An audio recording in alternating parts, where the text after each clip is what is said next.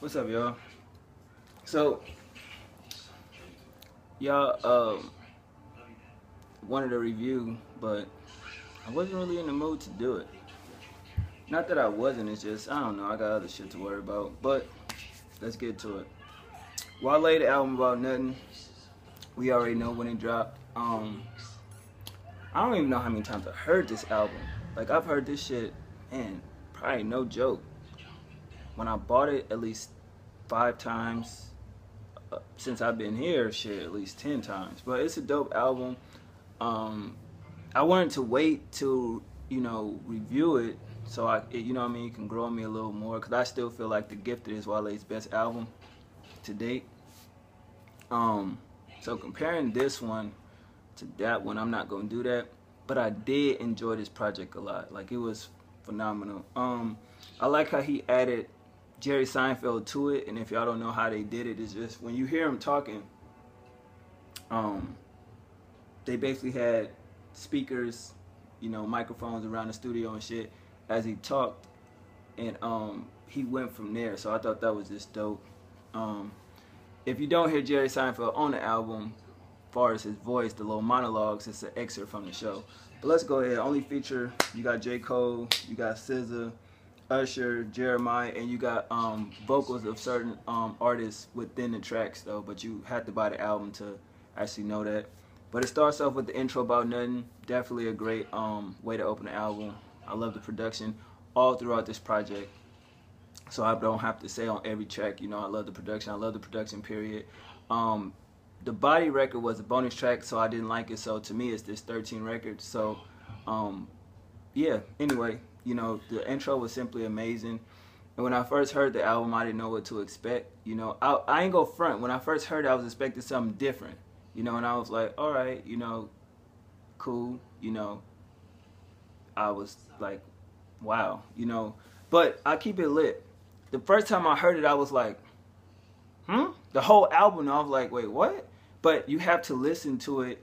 And it seemed like it's sequenced wrong, but it's really sequenced right. So you got to really listen to the monologue with the songs and everything, how he structured it and how he wrote to the monologue. So I had to really take my time with that, and I thought that was kind of ingenious in a way. And even the way the album titles are structured, it seemed like 3 or 4 songs go together in a group, and the next song's going in a group. Maybe that's just me, but it's just if you listen to the content, like you listen to the Glass, Egg, Bloom, and Matroni, The Body, that seemed kind of like a set.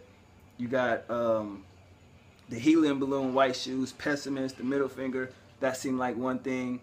The One Time in Houston, The Girls, The God Smile, The Need to Know. That's just me. That's just what I think, but whatever. So we go into the Helium Balloon, which is track 2.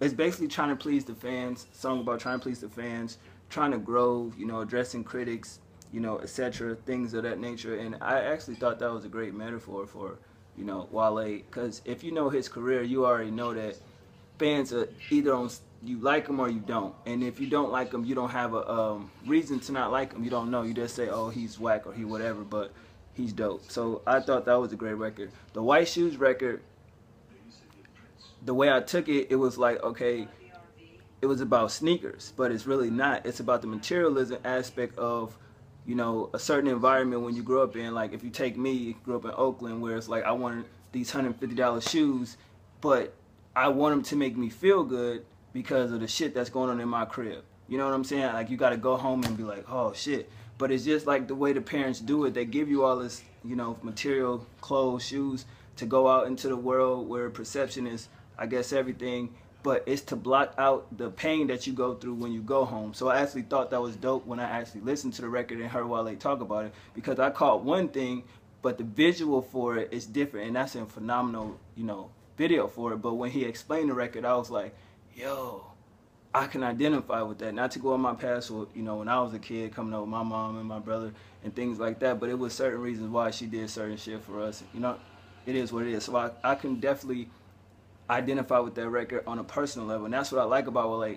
The songs he rap about, the things he rap about, I can identify with him personally. Like when he says something, it's like, yo, that actually happened to me. Not everything with a rapper they say it's like it's cool, but if I can identify with it, I don't like it. Moving on to The Pessimist featuring J. Cole, it's basically like the things that's going on now, like how he said if a nigga kill a nigga, he's a statistic, if the face color is a little different, then it's self-defense. That's basically about what's going on in the world from the Trayvon Martins, Mike Brown situation and thing like that. Why is it that we get mad at the white people when they kill us, but yet we kill niggas every day? Same thing similar to what Kendrick said, and that's true. I never understood that anyway, where it's like, it's sad that, yeah, the cops are killing us, but yet, you know, niggas from your own block that just went around the corner and killed, you know, 10 niggas, and yet that's acceptable. But that's hip in a way, but it's just like, it's weird. So I could respect that record. The Middle Finger record is one of my favorites, where it's like, fuck you critics, you haters, you know, people in the industry, all type of this dumb shit, you know what I mean? Society issues anyway. You know, he talked about a lot of things in this song. As far as the miscarriage, I thought that was pretty sad. I personally went through that as well, where it's like, damn, you don't really know how to take that.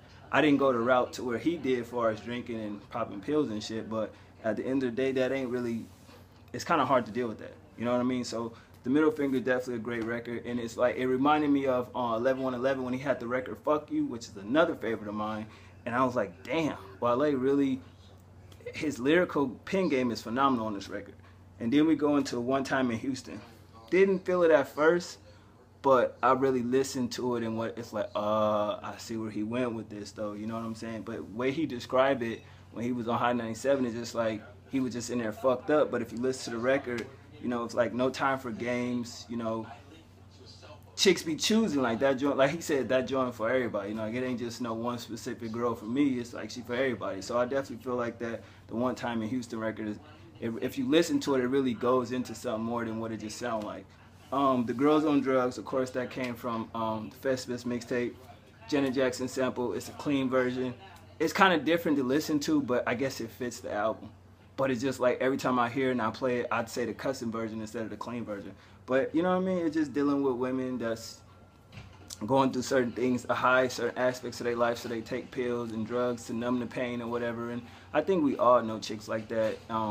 College, or, you know, if you're in high school, you probably know chicks like that. When suburban areas used to have, pill parties where it's a bowl with a, you know, just all type of shit. Not saying that his record is about that, but definitely I can identify with that record where, you know, girls on drugs. A lot of them are. The God Smile, that record is dope as far as production, and it's like feel good, great vibe record, and it's like you gotta smile through it all. You know what I mean? It's like the ins and outs of fame.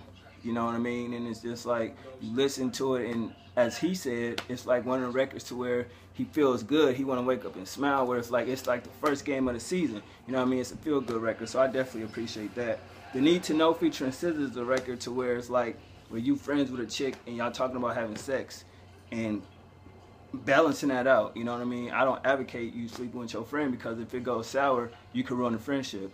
Been there, done that. You know what I mean? But I definitely fuck with that record. Number 10, is Success, my favorite track, 3 Checks, man. It's a dope beat. I love the sample, but it's trying to reach success, about trying to reach success. The goods and the bads of the industry. You feel what I'm saying? So at the end of the day, you gotta take the good with the bad. And I just love that record, because it hits on points to where everybody's trying to reach success, and the way he did it from the aspect of the streets. You know what I mean? So I thought that was a good record. The Glass Egg is basically balancing your career with your, you know, childhood friends, as far as loyalty. You know what I mean? They feel like, oh, you're getting too big to hang around us. You think you better than us, blah, blah, blah. So it's like shit like that. And it's like, wow. Like, some people really have to go through that, to where you start off as nothing and then you start growing, and you're trying to balance the loyalty with, you know, your fame and shit. And it ain't always an easy task. So that's The Glass Egg, basically about loyalty. The Bloom, age in quotations. I thought the metaphors was crazy. I love the jazzy beat. You know, it's relatable lyrics. You know, it's about finding love, and when I find love, you know, as you listen to the metaphors, it's just dope. You know, bloom, flower, seed.